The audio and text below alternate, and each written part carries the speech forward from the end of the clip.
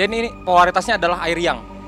Air dengan elemen positif ya, dan tanah polaritas positif juga. Jadi Anies Baswedan ini orang yang memiliki kapasitas, orang yang serba bisa, pandai dalam mengelola pikirannya, tapi sering kali bercabang. Di satu sisi beliau orang yang sangat analis, jadi analisa beliau sangat tajam. Prabowo pilihan harinya adalah Keng Yen. Keng Yen itu kan logam besar ya. Keng itu logam besar dan kayu besar. Jadi secara filosofi ini ibarat Prabowo itu adalah mesin atau bulldozer. Ganjar Pranowo itu memiliki elemen diri logam yin dan tanah yin. Ya, artinya ini secara filosofi lagi-lagi, karena kita bermain di filosofi, ini seperti logam yang sudah matang. Runestone ini adalah sistem peramalan yang digunakan oleh bangsa Eropa kuno.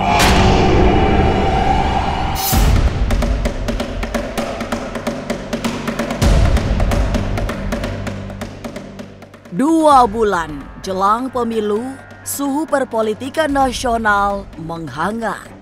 Persaingan panas terjadi terutama di sosial media. Tiga pasangan capres dan cawapres kini sedang unjuk kemampuan dalam kampanye yang saling mengungguli.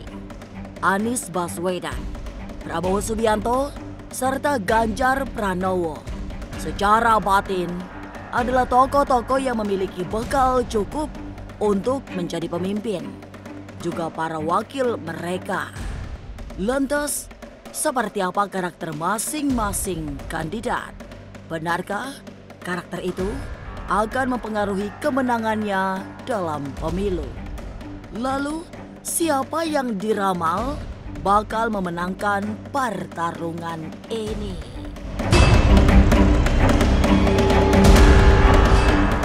Jangan dulu berlalu, masih akan banyak keganjilan terjadi di sini. Dan jangan lupa subscribe, like, share, dan komen agar tak ada yang terasa ganjil di sekitar Anda.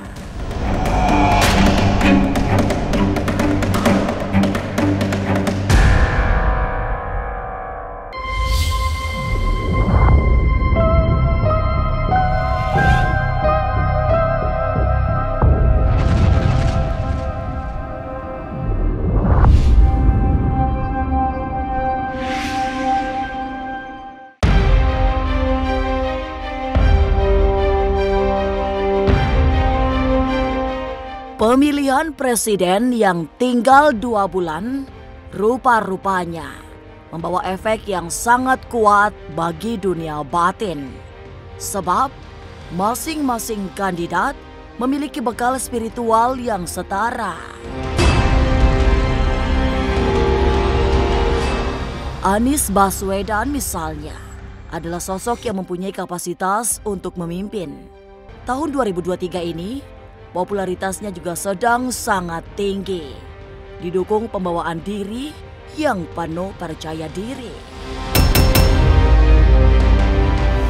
Kalau secara ilmu Pak Ce ini ya, beliau ini memiliki elemen diri Renwu, bisa kelihatan di sini ya. Jadi Renwu ini, dia ini polaritasnya adalah air yang. Air dengan elemen positif ya, dan tanah polaritas positif juga. Jadi Anies Baswedan ini orang yang memiliki kapasitas, orang yang serba bisa, pandai dalam mengelola pikirannya, tapi sering kali bercabang. Di satu sisi beliau orang yang sangat analis, jadi analisa beliau sangat tajam. Nah, beliau ini pandai sekali bermanuver, selalu punya jalan untuk mendapatkan apa yang beliau inginkan. Memiliki pembawaan diri yang berkarisma juga ya, banyak sekali talentanya. Cuman kalau dari sini ya, dengan ilmu ini yang saya lihat, beliau ini kepercayaan dirinya kurang.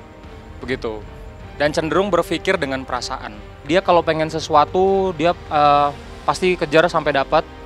Ambisinya besar, cuman kurang fokus. Terus juga di 2023 ini ketenarannya lagi naiknya nih. Bagus banget buat dimanfaatin.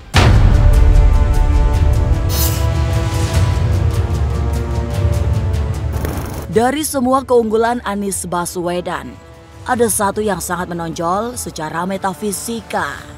Sebab ia memiliki bunga persik yang membuatnya menarik di setiap saat.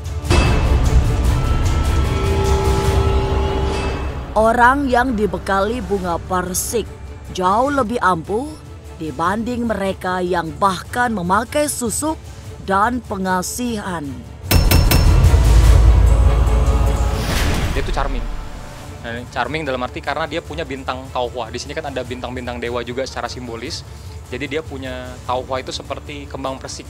Beliau tuh punya itu. Kayak orang perlu pakai susuk gitu ya, dia enggak. Nah, bunga ini kan menarik untuk dilihat. Iya, indah untuk dipandang. Nah, beliau ini sangat baik dan sangat mudah untuk menarik simpati orang-orang. Beliau juga orang yang sangat passionate, sangat bersemangat, dan komitmennya juga kuat. Dan ini menyebabkan kalau beliau ingin sesuatu, beliau pasti kejar sampai dapat. Determinasinya luar biasa.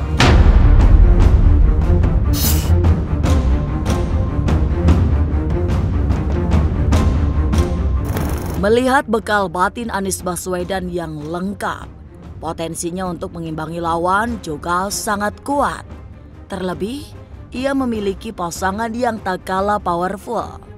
Muhaimin Iskandar bisa diibaratkan sebagai gunung batu yang disinari matahari. Sangat indah sekaligus memancarkan kekuatan besar. Jadi untuk Muhaimin memiliki elemen diri Ping Shi. Ping ini adalah api yang, api besar, ya, dengan Shi, tanah besar. Jadi ini seperti filosofinya seperti matahari dan gunung batu. Nah, layaknya gunung batu yang disinari matahari dengan pemandangan dan warna yang indah dan menawan karena disinari matahari itu, ya. Tapi tampak besar, powerful seperti itu. Juga beliau sangat mampu menciptakan hal-hal yang baru dan inovatif. Orang yang tidak pamrih, tidak mementingkan diri sendiri, suka memberi. Jadi Muhaimin ini adalah sosok yang dermawan. Beliau juga orang yang loyal, komitmennya kuat, bisa dibilang orang yang setia lah.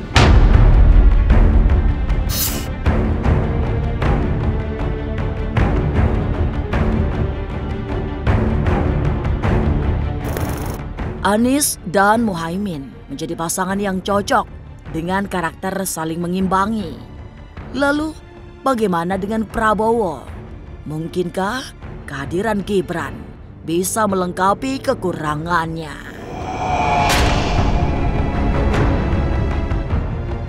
Jangan kemana-mana, tetap subscribe, like, share, dan komen agar tak ada yang terasa ganjil di sekitar Anda.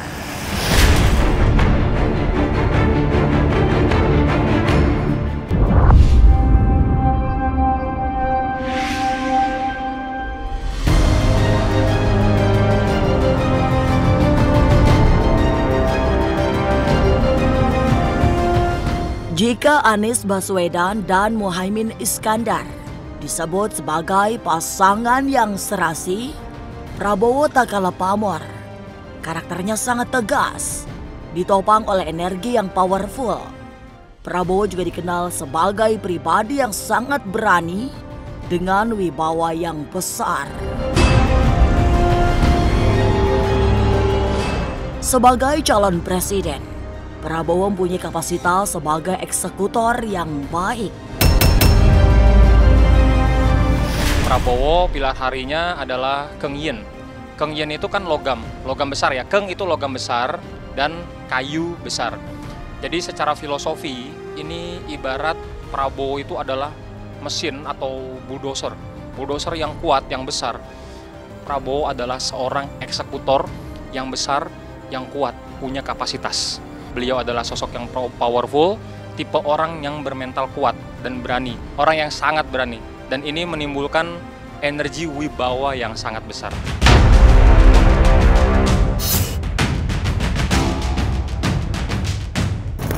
Kekuatan Prabowo semakin lengkap dengan kehadiran Gibran Rakabuming Raka. Karakter wali kota Surakarta itu dinilai mampu menutup kekurangan Prabowo yang membutuhkan pendamping terpercaya. Apalagi Gibran juga didukung oleh sifat yang sangat kuat dengan pembawaan yang selalu kalem. Untuk Gibran, Gibran memiliki elemen diri Kuiwei. Kuiwei ini seperti uap ya, karena dia adalah air kecil, air yin, dan kambing dengan elemen tanah polaritas yin. Jadi ini tanah gembur dan juga air. Jadi filosofinya adalah seperti uap. Uap bergerak ya, kemanapun mau kita halangi bagaimanapun uap akan bergerak. Kita tidak bisa menghalangi pergerakannya, begitu kan. Beliau ini sangat sulit ditebak. Kita bisa lihat wajahnya ya, tidak banyak berekspresi. Di satu sisi ini juga seperti kamuflase. Jadi dia punya agenda apa, punya cita-cita apa atau proyek apa, ini nggak kelihatan. Dia sangat pandai menutupinya. Prabowo ini kan tadi saya bilang dia butuh sosok yang sangat bisa dipercaya ya, orang yang loyal. Sementara Gibran ini kalau saya lihat orangnya tulus. Ya, Gibran ini orangnya tulus, setia. Jadi Prabowo bisa aman lah kalau sama Gibran, ini cocok sekali.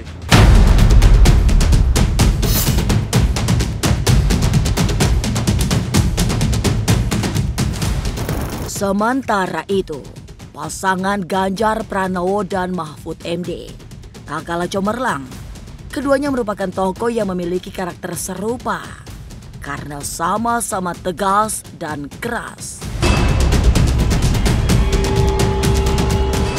Ganjar adalah daiman yang sudah matang, sedangkan Mahfud sosok yang sangat berprinsip dan bermoral. Ganjar Pranowo itu memiliki elemen diri logam yin dan tanah yin. Ya, artinya ini secara filosofi lagi-lagi, cara kita bermain di filosofi, ini seperti logam yang sudah matang, seperti diamond, berlian, sudah melalui proses yang matang, tergeletak di atas tanah.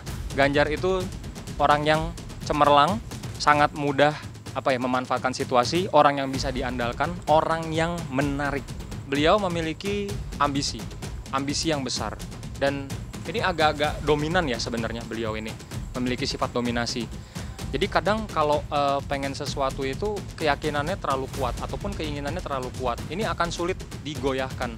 Mahfud ini tipe orang yang menyukai kekuatan, orang yang ingin menjadi pribadi dengan fondasi yang matang, mantap dan kuat. Tapi Mahfud ini rentan sekali dihianati orang. Memang beliau orang yang sangat lurus. Sangat berprinsip dan bermoral.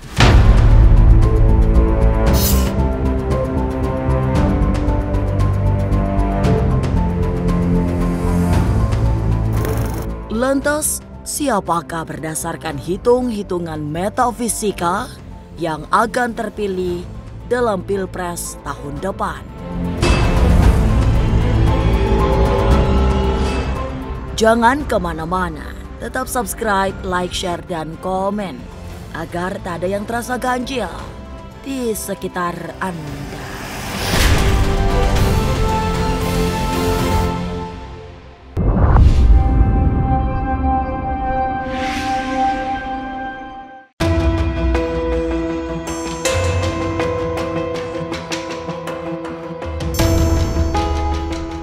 Tanda-tanda kemunculan pemimpin baru Indonesia sudah dilihat Jenis Joyce lewat ramalannya.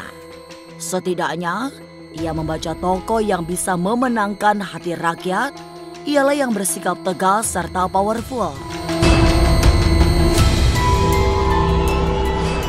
Sosok itu pula yang bisa menjadi panutan seluruh rakyat hingga membawa Indonesia lebih baik.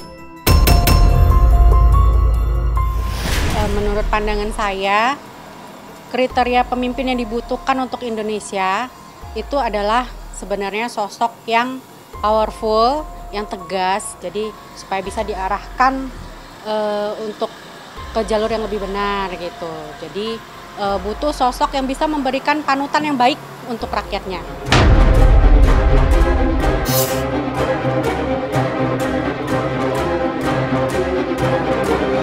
Memakai metode Runstone, ia juga tak berusaha mempengaruhi pilihan siapapun. Metode yang ia pakai merupakan model prediksi yang sudah berusia ratusan tahun, dipakai oleh bangsa Eropa di masa lampau. Runstone ini adalah sistem peramalan yang digunakan oleh bangsa Eropa kuno. Jadi sebenarnya lambang-lambang ini tuh adalah alfabet kuno dari bahasa Jerman gitu. Nah, kemudian sekitar abad 4 sampai 12 Masehi itu semakin berkembang, tidak hanya digunakan untuk meramal di kalangan bangsa Jerman aja, tapi menyebar menjadi ke bangsa Norwegia, Swedia, dan Skandinavia gitu. Ini kembali lagi, ini hanya prediksi dari saya. Nah, sisanya dikembalikan ke pendapat masing-masing ya gitu, mau milih paslon yang mana yang menurut hati nurani kalian yang cocok, yang siapa gitu, yang seperti apa.